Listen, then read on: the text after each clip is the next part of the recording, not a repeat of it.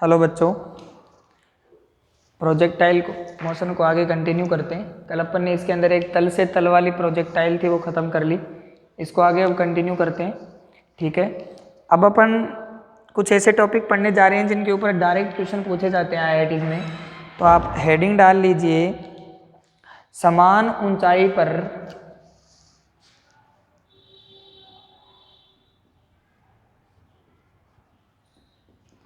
समान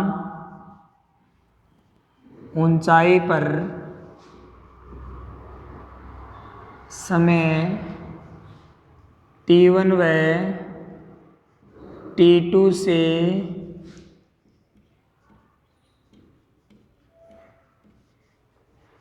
समय T1 व T2 पर गुजरता हुआ प्रक्षेप्य। हम जब भी प्रक्षेप्य करवाते हैं, प्रोजेक्टाइल मोशन करवाते हैं, ठीक है, तो हमारे पास उस पूरे प्रोजेक्टाइल के अंदर दो बिंदु ऐसे आपके पास आएंगे जिन बिंदुओं पर प्रक्षेप्य आपका समान ऊंचाई पे होता है। अभी आपको ये पॉइंट समझ नहीं आ रहा होगा, अभी मैं इसका डायग्राम फॉर्म करूंगा तब आपको बिल्कुल समझ में आएगा। जैसे है आपकी प्रोजेक्टाइल, इस तल में प्रोजेक्टाइल मोशन हो रही है आपकी, ये आपका एक्स तल, एक्स एक्सेस, और ये आपका वाई एक्सेस। इसके अंदर जब आपकी प्रोजेक्टाइल होएगी तो मान लो ये हो गई आपकी प्रोजेक्टाइल और ये इसका इनिशियल वेग है u, ठीक है, और ये इसका एंगल आपको थीटा, यहाँ तक अपन ने बात करी ली थी। अब इसके अंदर दो बिंदु ऐसे होंगे जो बिल्कुल समान ऊंचाई पे होंगे, लाइक दिस, ये वाला बिंदु और बेटा ये वाला बिंदु। दोनों ये बिंदु कैसे हैं? समान ऊंचाई पे हैं। तो अपन इन दोनों बिंदुओं की जो तल से जो ऊंचाई है वो क्या मान सकते हैं? h ऊंचाई मान सकते हैं। अगर इसकी ऊंचाई h है तो इसकी भी ऊंचाई कितनी रहेगी? h ही तो रहेगी। तो ये आपकी हेडिंग हो गई कि समान ऊंचाई पे दो बिंदु है आपके और उन पे से आपका कोई भी प्रक्षेप्य गुजर रहा है। अब यहाँ पे देखो ध्यान से, यहाँ पे मान लो आपका जो प्रक्षेप्य है वो T1 टाइम पे आया और यहाँ पे जो आपका प्रक्षेप्य है वो आपका T2 टाइम पे आया। दो आपके पास समय हो गया, एक T1 और एक T2। कोई प्रॉब्लम यहाँ तक? ठीक है। अब अपन अगर ध्यान से देखें तो ये जो आपकी ऊंचाई है h, इसको या अपन y से रिप्रेजेंट कर देंगे तो कोई दिक्कत नहीं है, y एक्सेस पे है इसलिए अपन इसको y से रिप्रेजेंट कर देते हैं। तो ये दोनों ही ऊंचाई आपकी क्या है?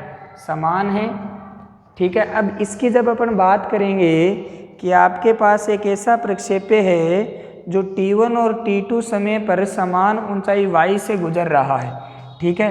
तो यहाँ पे जब ये था, ठीक है, तो इसको T1 समय लगा और जब ये यहाँ पे पहुँचा तो इसको T2 समय लगा। अपने को इसकी स्टडी करनी है अकॉर्डिंग टू जैसे अपन ने कल पढ़ा था उसके ऊपर। अगर अपन बात करें तो इस u के इधर वाला जो कंपोनेंट है बेटा वो कितना आएगा? u कोस थीटा, और ये ऊपर वाला जो आपका कंपोनेंट है ये कितना आएगा?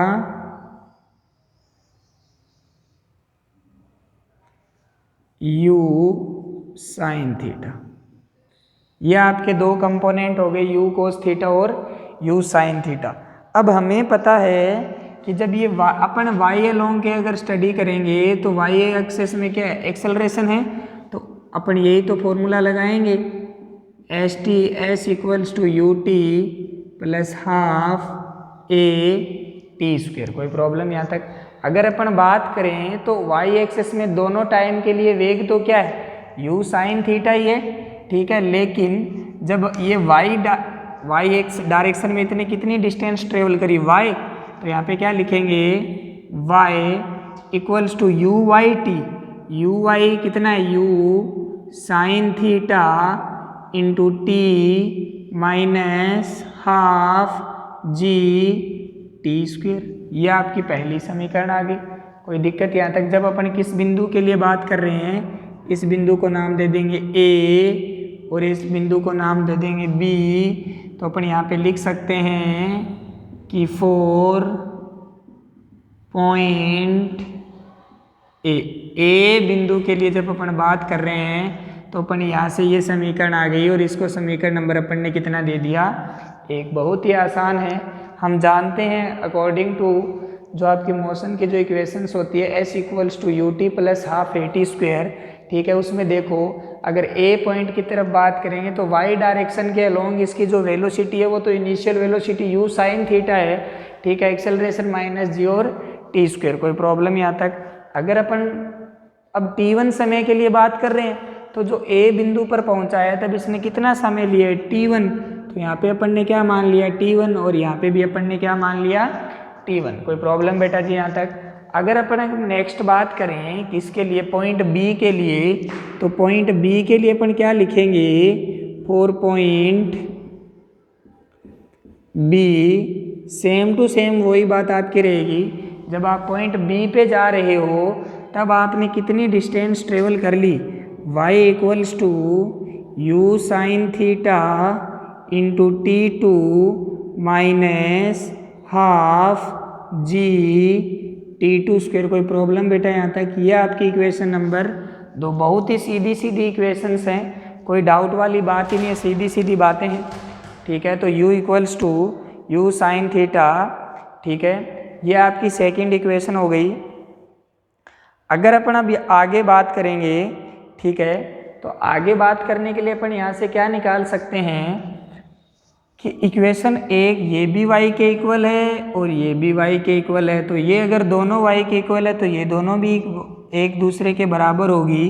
तो अपन यहाँ से लिख सकते हैं कि समीकरण 1 व 2 से, समीकरण 1 व 2 से अगर ये दोनों बराबर है तो अपन क्या लिखेंगे, u sine theta T1 minus half g T1 square equals to u sine theta T2 minus half g T2 square. कोई प्रॉब्लम यहाँ तक, ठीक है। यहाँ से अपन T1 T2 में एक रिलेशन निकाल लेंगे। क्या हमारे पास ये आ जाएगा, u sine theta into T1 minus you sine theta into T2।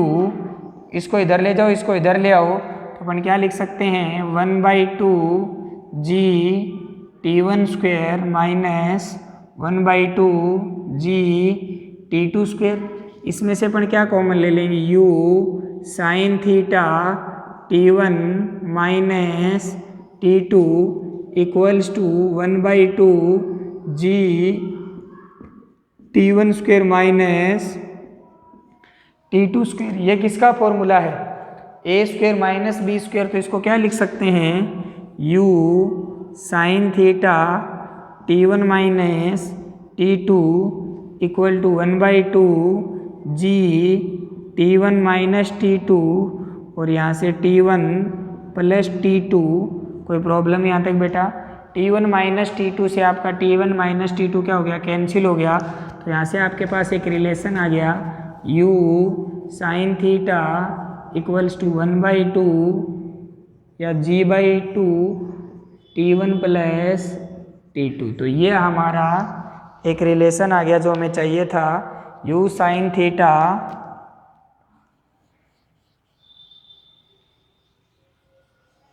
और जो कल अपन ने उड्डयन काल निकाला था, ऊपर जाने का समय और नीचे आने का समय 2u साइन थीटा अपॉन जी होता है। वो आप यहाँ से भी देख सकते हो कि T1 प्लस T2 किसके बराबर आ रहा है, 2u साइन थीटा अपॉन जी के। फटाफट स्क्रीनशॉट ले लीजिए बेटा इसका।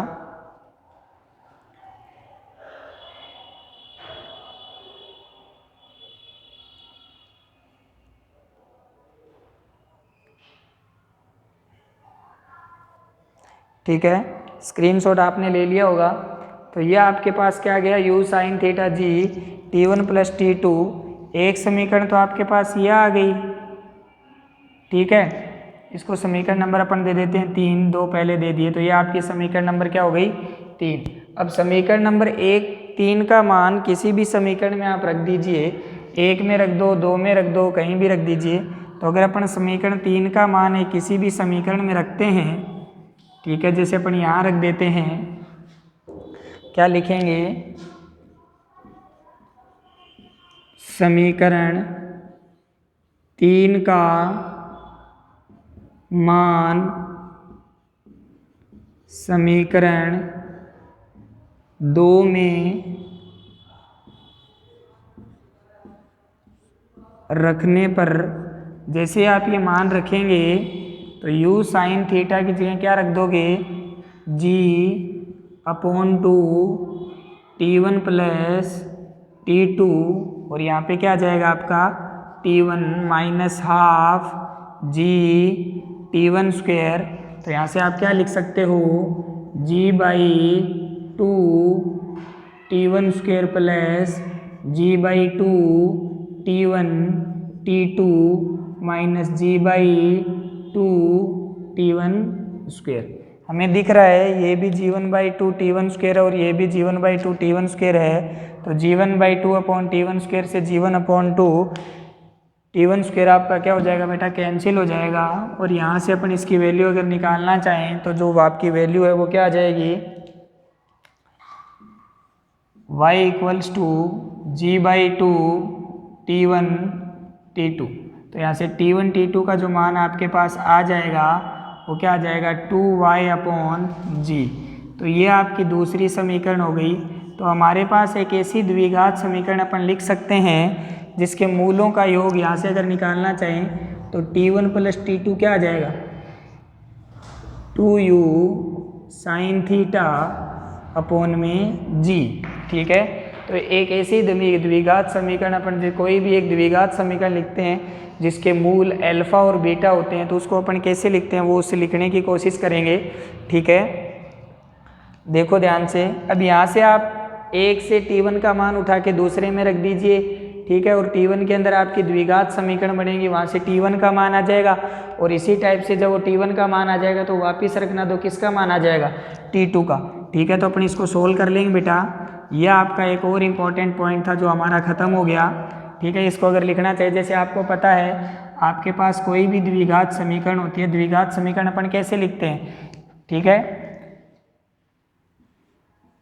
एक्स स्क्वायर माइनस यहाँ पे क्या लिखते हैं अपन, मूलों का योग इंटू एक्स प्लस यहाँ पे क्या लिखते हैं आप, मूलों का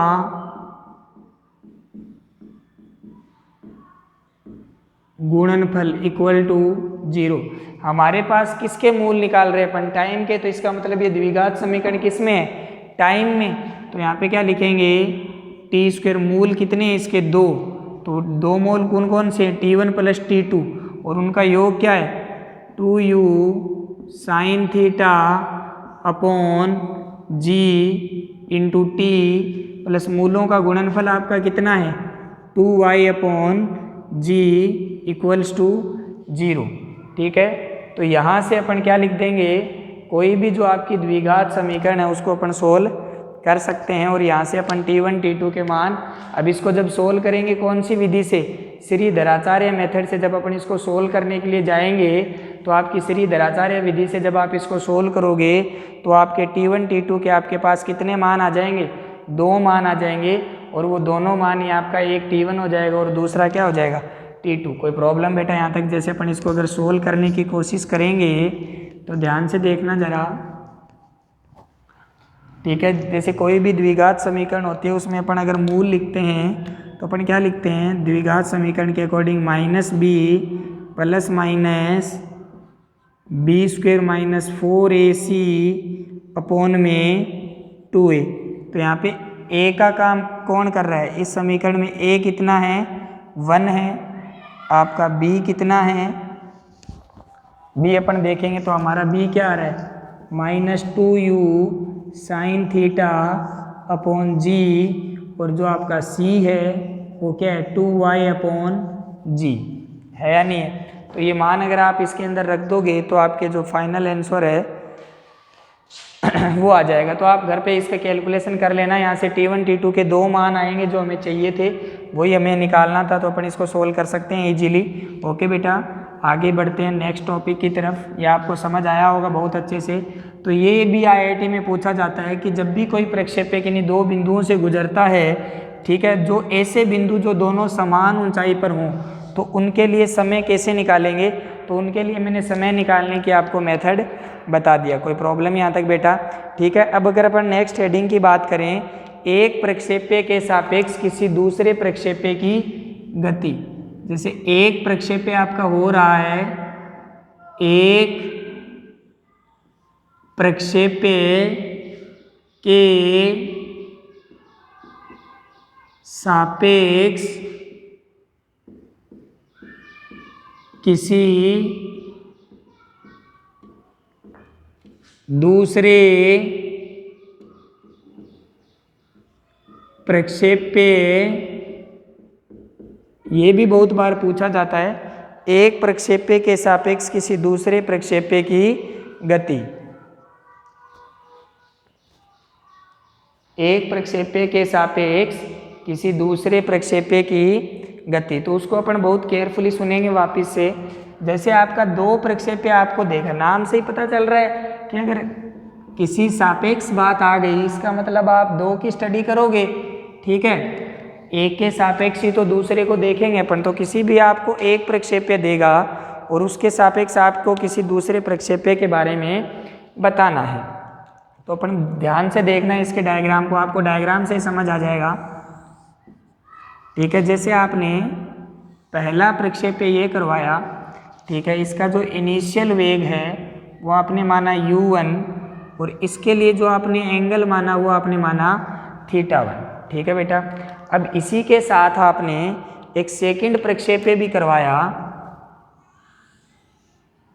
ठीक है, इसके लिए जो आपने एंगल माना वो माना आपने θ2 और इसके लिए जो आपने वेग माना वो माना आपने u2।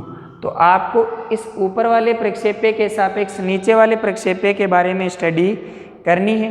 ठीक है, अगर अपन बात करें तो ये वाली जो आपकी डिस्टेंस हो जाएगी, ये y1 माइनस क्या हो जाएगी y2। इसका मतलब हमें पता है कि जो प्रक्षेप्य 1 है उसकी जो अधिकतम ऊंचाई है वो कितनी है y1, और दूसरा जो प्रक्षेप्य है उसकी जो अधिकतम ऊंचाई है वो कितनी है y2। कोई प्रॉब्लम यहाँ तक? अगर अपने को इनकी स्टडी करनी है तो अपन इन दोनों के लिए मान लेते हैं कि जब ये ऊपर वाले बिंदु पे आता है तो ये t समय लेता है और ये भी कितना समय लेता है t। ठीक है, तो अपन इसके लिए y और x की कैलकुलेशन अगर करेंगे तो अपन कैसे निकालेंगे? अगर अपन बात करें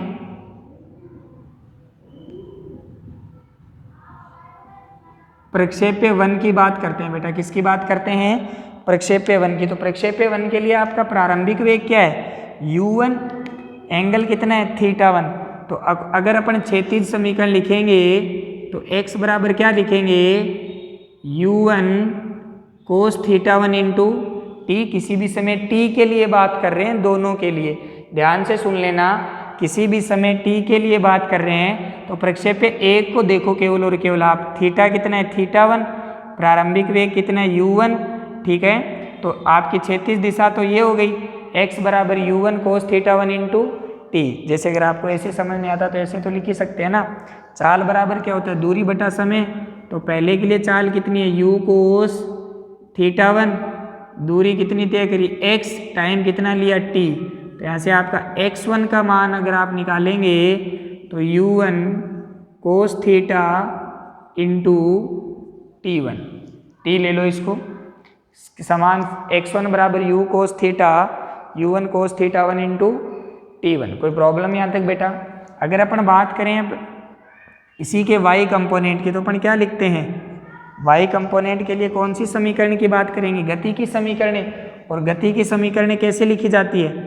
S y equals to u y t plus half a t square. बेटा एस वाई आपका कितना है y, यू वाई आपका कितना है u साइन थीटा 1, और ये आपका कितना है y1 into t minus half g t square. ये आपका पहला हो गया। अगर अपन बात करें प्रक्षेप्य 2 के लिए, सेम टू सेम केस है आपका, बहुत ही केयरफुली सुनोगे तो आपको ये समझ आएगा।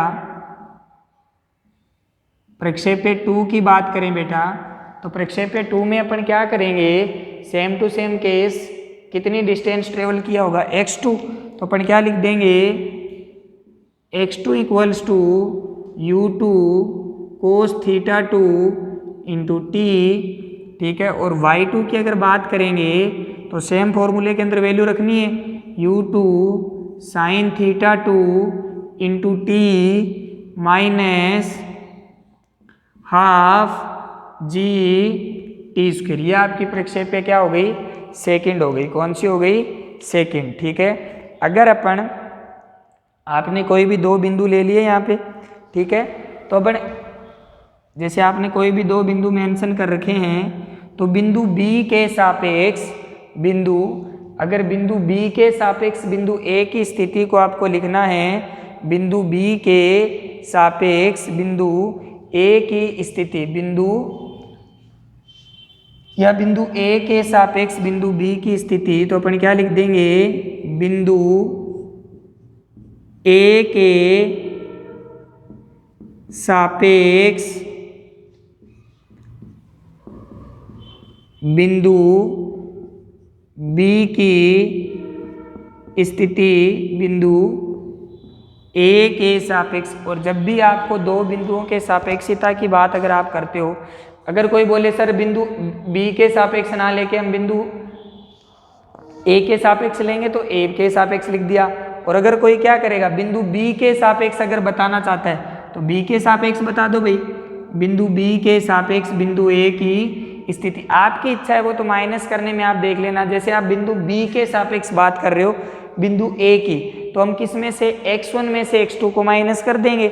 और बिंदु A के सापेक्ष बात कर रहे हो बिंदु B की, तो किस में से बात, बिंदु A के सापेक्ष बिंदु B की बात कर रहे हो, तो अपन x2 में से किसको माइनस कर देंगे, x1 को। और अगर बिंदु A के सापेक्ष बिंदु B की बात कर रहे हो, तो अपन x1 में से किसकी बात कर माइनस कर देंगे,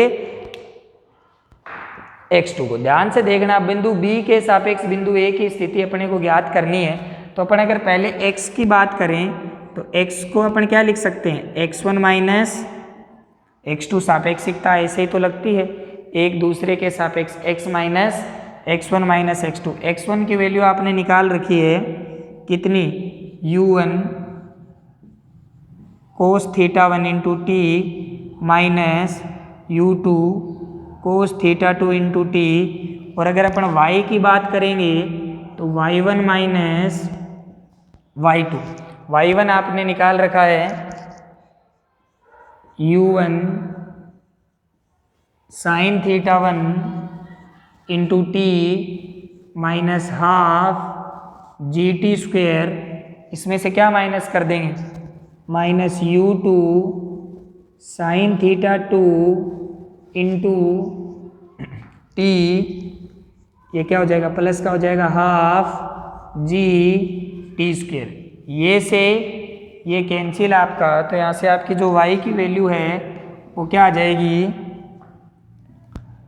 u sine theta into t minus u2 sine theta 2 into t, ठीक है। अगर अपने को y अपॉन एक्स निकालना है या x अपॉन वाई निकालना है, जो भी अगर आपको निकालना है, तो अपन y अपॉन एक्स निकालना चाहते हैं या x अपॉन वाई निकालना चाहते हैं, तो हमारे पास दोनों केस है।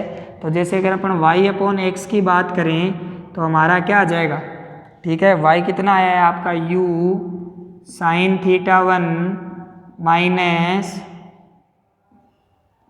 u2 साइन थीटा 2 इंटू में t upon u1 cos theta 1 minus u2 cos theta 2 into t से t आपका कैंसिल हो गया, y upon x equals to u sine theta 1 minus u2 sine theta 2 upon u1 cos theta 1 minus u2 cos theta 2।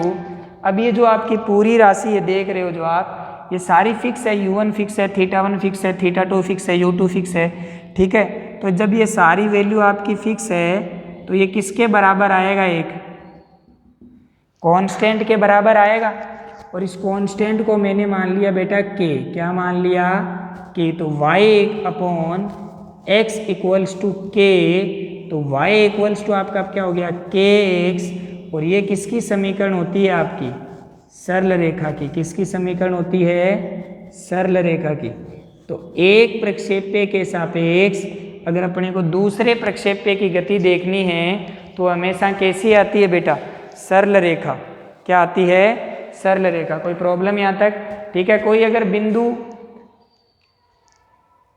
ए के सापेक्ष बिंदु B की स्थिति देखना चाहता है तो हम यहाँ से किस में से माइनस कर देंगे, जिसके सापेक्ष देखते हैं उसमें से माइनस कर देते हैं। तो x2 माइनस क्या कर देंगे, x1, ठीक है।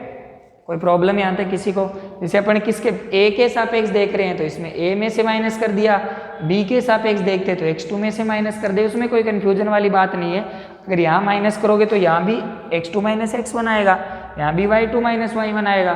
तो यहाँ पे u2 sine theta 2 minus u1 sign theta 1 हो जाएगा, वो कोई फर्क नहीं पड़ेगा, माइनस से माइनस कैंसिल हो जाएगा। तो ये किसकी समीकरण है, सरल रेखा की। तो बहुत ही केयरफुली आपको देखना है, बहुत ही आपको क्लियर विजुअलाइज हो रहा होगा।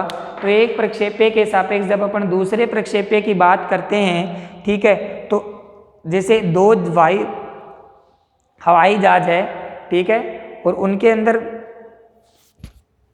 दो कैंडिडेट बैठे हैं और उनमें से बम गिरा दिया और बम के ऊपर कोई कैंडिडेट बिठा दिया जाए, ठीक है, तो एक बम की जो पथ होगा वो दूसरे बम के साथ हमेशा क्या देखेगा, वो सरल रेखा देखेगा। तो एक प्रक्षेप्य के सापेक्ष किसी दूसरे प्रक्षेप्य की जो गति होती है वो गति हमेशा किस प्रकार की होगी, सरल रेखा होगी। बड़े ही इंपॉर्टेंट पॉइंट है ये, डायरेक्ट पूछे जाते हैं पेपर के अंदर, ठीक है। अपन चाहते तो प्रक्षेप्य को वहीं खत्म कर सकते थे, पर अपने को इसको आगे लेके जाना था, इसीलिए अपन पूरा डेप्थ से एक्सप्लेन करते चल रहे हैं इसको, ठीक है। अगर आप केयरफुली सुनते ही जाओगे और स्क्रीनशॉट लेते जाओगे तो आपको किसी भी प्रकार की कोई दिक्कत नहीं आएगी।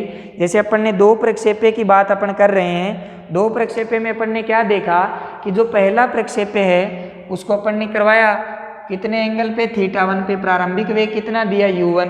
दूसरे प्रक्षेप्य को अपन ने करवाया, प्रारंभिक वेग कितना दिया, u2, कितने एंगल पे फेंका, θ2 पे।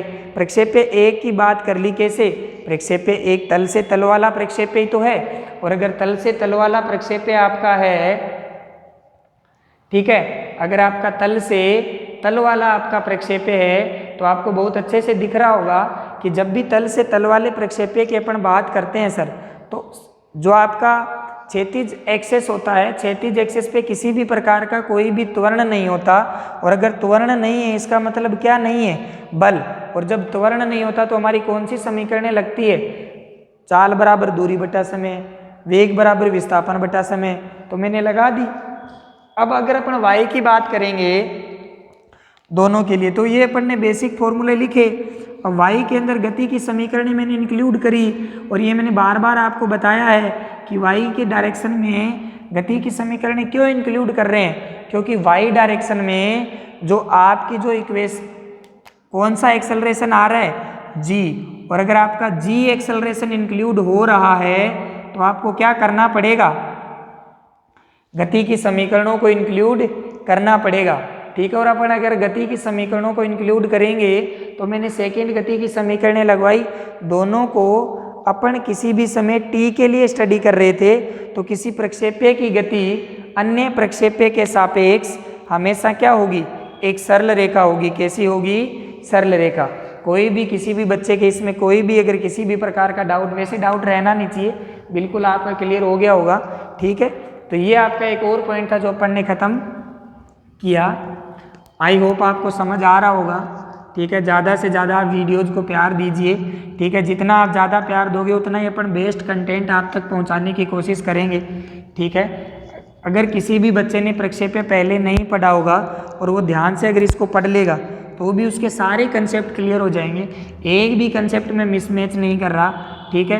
एक भी ऐसी चीज़ नहीं है जो अपन छोड़ के चल रहे हैं, पूरा पढ़ा रहे हैं। आप इनके साथ साथ क्वेश्चन प्रैक्टिस करते रहिएगा। जितने ज़्यादा आप क्वेश्चन करोगे उतना आपको फ़ायदा होगा, जितने मोर देन टाइम्स आप क्वेश्चन को रिपीट करोगे उतना ही आपके पास क्या होगा, फ़ायदा।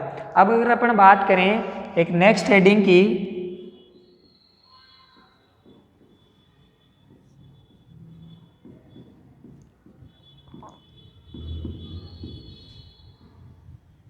प्रक्षेप्य की ऊर्जा, किसकी बात कर रहे हैं अपन?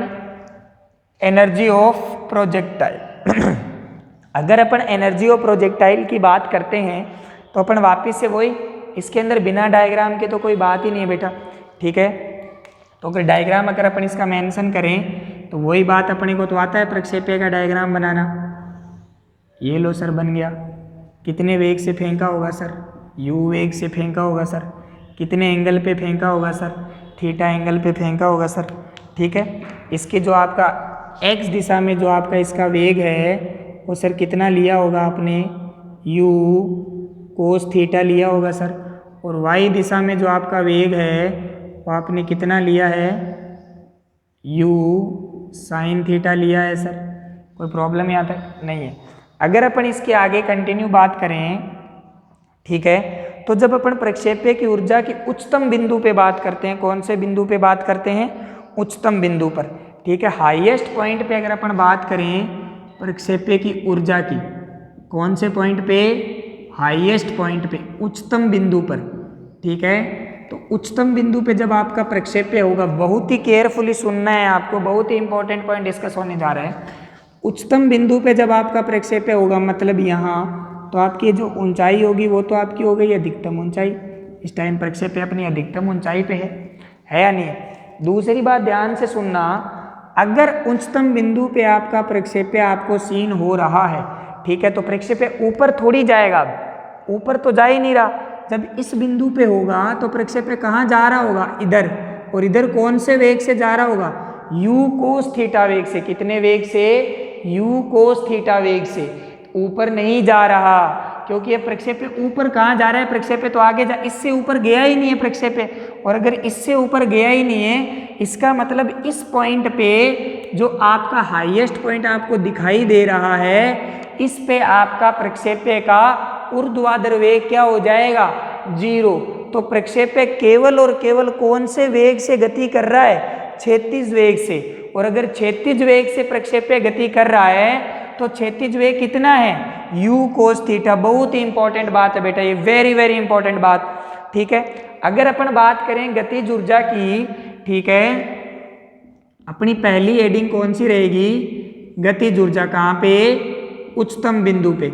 मैंने आपको बार बार कह रहा हूँ, ये बहुत इंपॉर्टेंट पॉइंट है। जब भी प्रक्षेप्य अपने उच्चतम बिंदु पे होता है तो वो उच्चतम बिंदु के और ऊपर थोड़ी जाएगा, ठीक है। अगर ऊपर कौन से वेग से जा रहा है? u साइन थीटा वेग से जा रहा है। अगर u साइन थीटा वेग से ऊपर जा रहा है और वो अपने हाईएस्ट पॉइंट पे है, इसका मतलब उसके ऊपर नहीं जाएगा।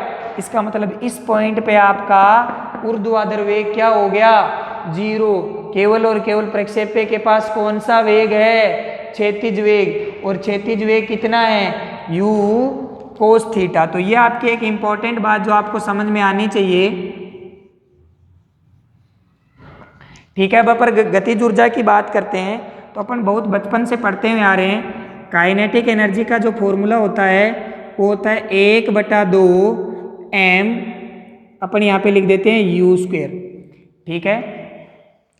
अब देखो, अगर अपन u² की बात करें काइनेटिक एनर्जी इन प्रोजेक्टाइल, तो उच्चतम बिंदु पर आपका u कितना है? इसको मैं लिख देता हूँ कि जो आपका उच्चतम बिंदु पे जो आपका वेग है वो कितना है? u cos theta. तो आपकी काइनेटिक एनर्जी कितनी आ जाएगी? 1/2 m u कोस थीटा का होल स्क्वायर। तो आपकी उच्चतम बिंदु पे जो आपकी जो गतिज ऊर्जा है वो कितनी आ जाएगी? 1/2 m u² cos square theta, ठीक है। ये आपकी उच्चतम बिंदु पे गतिज ऊर्जा आ गई हाईएस्ट पॉइंट पे। कितनी? 1/2 m u²। m क्या है सर? m पार्टिकल का द्रव्यमान है। बिना मास के कोई वस्तु संभव है क्या? ठीक है, ये क्या है? द्रव्यमान है। ये अपन ने बात कर ली गतिज ऊर्जा की। अगर अपन स्थितिज ऊर्जा की बात करें, सेम टाइम अगर अपन स्थितिज ऊर्जा की बात करें बेटा, तो स्थितिज ऊर्जा आपकी क्या हो जाएगी? स्थितिज ऊर्जा आपकी क्या हो जाएगी? सभी बच्चे जानते हैं स्थितिज ऊर्जा का फॉर्मूला क्या होता है? mgh। स्थितिज ऊर्जा का फॉर्मूला आपके पास क्या होता है? mgh। और स्थितिज ऊर्जा का जो फॉर्मूला होता है वो अपन उसको प्रदर्शित कर देंगे u से स्थितिज ऊर्जा को, m g और h। h का मान अपन ने कल ही ड्राइव किया है, u square sine square theta upon में 2g। ये मान इसके अंदर अगर अपन रखेंगे तो हमारे पास ये रिलेशन आ जाएगा, m g u square sine square theta upon में 2g। g से g कैंसिल, तो u का मान m u sign square theta into 1/2। यह आपकी कौन सी ऊर्जा आ गई? स्थितिज ऊर्जा। ये अपन ने कौन सी ऊर्जा का डेरिवेशन कर लिया? स्थितिज ऊर्जा का। अगर अपने तीसरी कौन सी ऊर्जा बच जाती है? कुल ऊर्जा। अगर अपन बात करेंगे बेटा कुल ऊर्जा की, तो तीसरी अपने पास कौन सी ऊर्जा बच गई? कुल ऊर्जा। अब कुल ऊर्जा कोई नई बात तो है नहीं, कुल ऊर्जा क्या हो जाएगी? स्थितिज ऊर्जा और गतिज ऊर्जा का आपका क्या कर देंगे? योग कर देंगे। ठीक है, कुल ऊर्जा का स्थितिज और गतिज ऊर्जा का अपन क्या कर देंगे बेटा जी? योग कर देंगे। तो आपकी जो कुल एनर्जी है E equals to kinetic energy plus potential energy. Kinetic energy आपकी कितनी है? 1/2 m u square cos square theta plus 1/2 m, और पोटेंशियल एनर्जी कितनी है? 1/2 m u square sine square theta. यहाँ से अपन क्या कॉमन ले लेंगे? 1/2 m u स्क्वेयर, और ये आपका वही चमत्कारी formula sine square theta plus cos square theta. बचपन से 1 होता आ रहा है, सदियों से ये 1 ही है, तो आप इसकी वैल्यू 1 लिख देंगे। और ये आपकी कुल ऊर्जा का फॉर्मूला कितना आ जाएगा?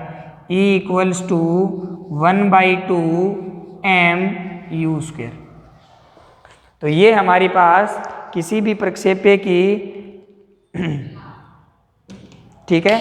अब देखो आप, अगर अपन प्रक्षेपण बिंदु पे इसकी ऊर्जा देखेंगे तो प्रक्षेपण बिंदु पे इसकी ऊर्जा कितनी है?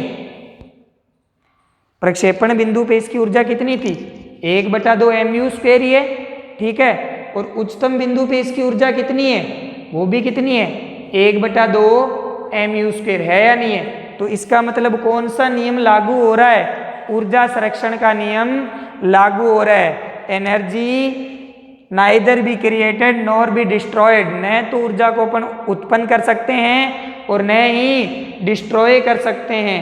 Only change one form to another form. एक रूप से दूसरे रूप में परिवर्तित किया जा सकता है।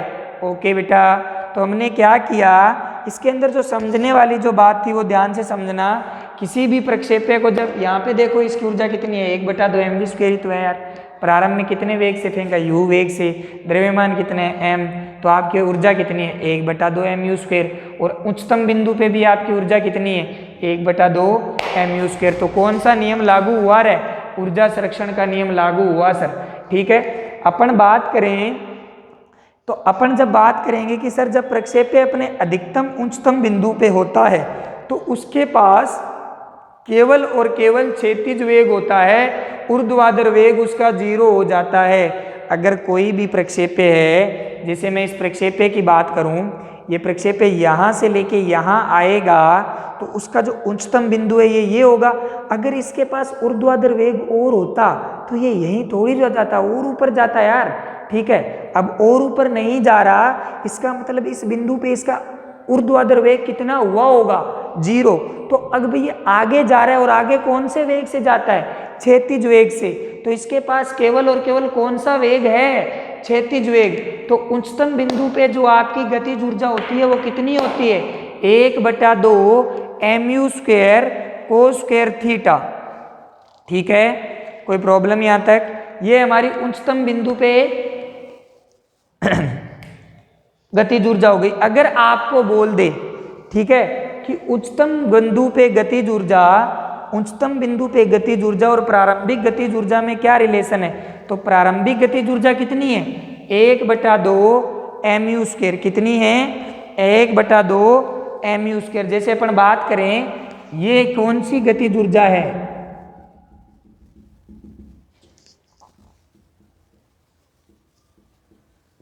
प्रारंभिक गतिज ऊर्जा। कितनी है? प्रारंभिक गतिज ऊर्जा। फॉर एग्जाम्पल जैसे आपको कोई भी एक क्वेश्चन दे दिया जाए कि एक पिंड की जो प्रारंभिक गतिज ऊर्जा है वो E है। कितनी है? E। तो उच्चतम बिंदु पे उसकी गतिज ऊर्जा कितनी होगी? तो उच्चतम बिंदु पे जो आपकी गतिज ऊर्जा हो जाएगी वो हो जाएगी E² ठीक है। जैसे अगर E में कंफ्यूज होते हो तो K ले लो।